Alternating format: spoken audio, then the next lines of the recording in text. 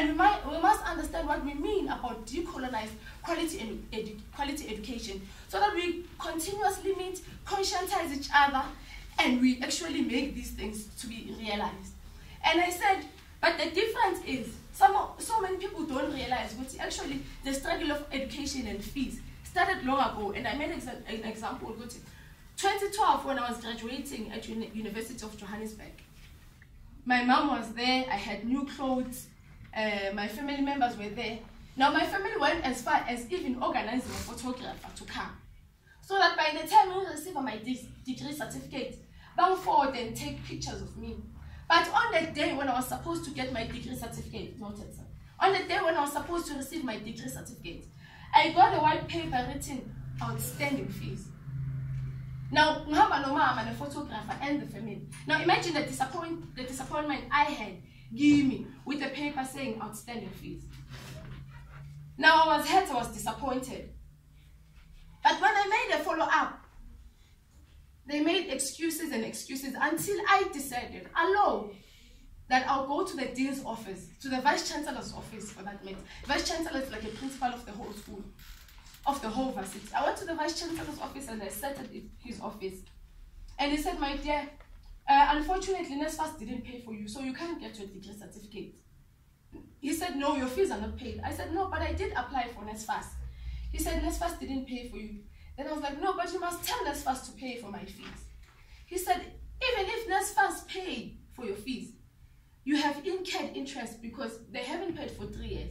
I will never pay interest for the same education that must benefit my country. So I'm not leaving your office until I go out with my degree certificate. And I arrived at University of Johannesburg at 9. I left at 4 to 5 p.m. with my degree certificate. But I was alone at that time.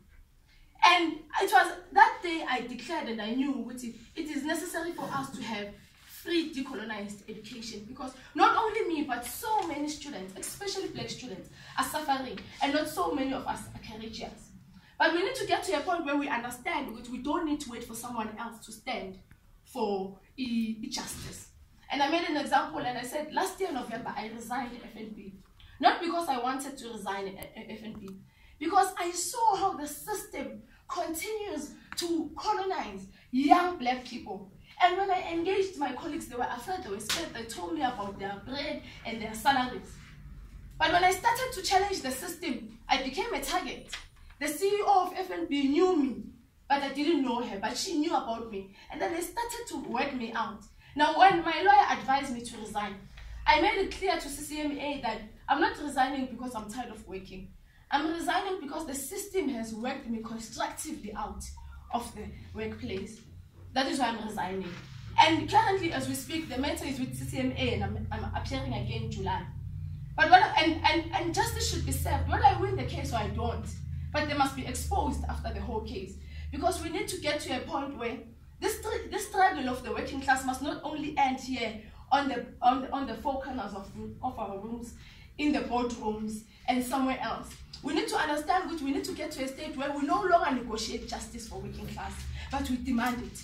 And I said I always said, and I said last week, young people, I said, we need to get to a stage where you don't wait for NUMSA to organize themselves and come with a banner and fight for increase. You need to stand up from where you are in your factories, in your workplace, and fight for justice, because it's very important. And it's difficult for us as civic organizations. It is, because we're struggling with funds, and it's worse because as the Abacha Force of Change, we've declared that we're not going to take funds from people who will redirect us. But also because our politicians are too corrupt. All they know is bribes and all of that.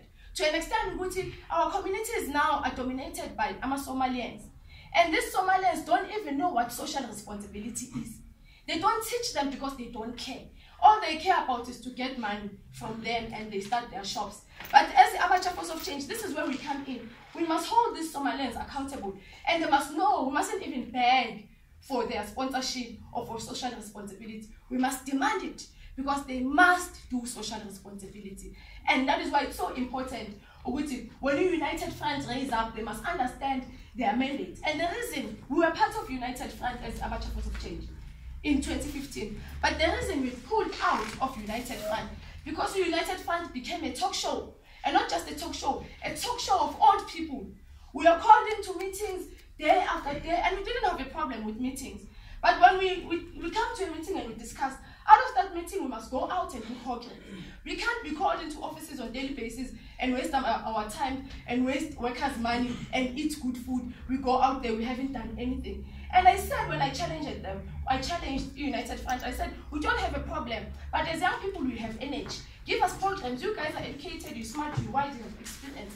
Give us programs and let us run. And that is when strategically we also worked out and we're out of United Front.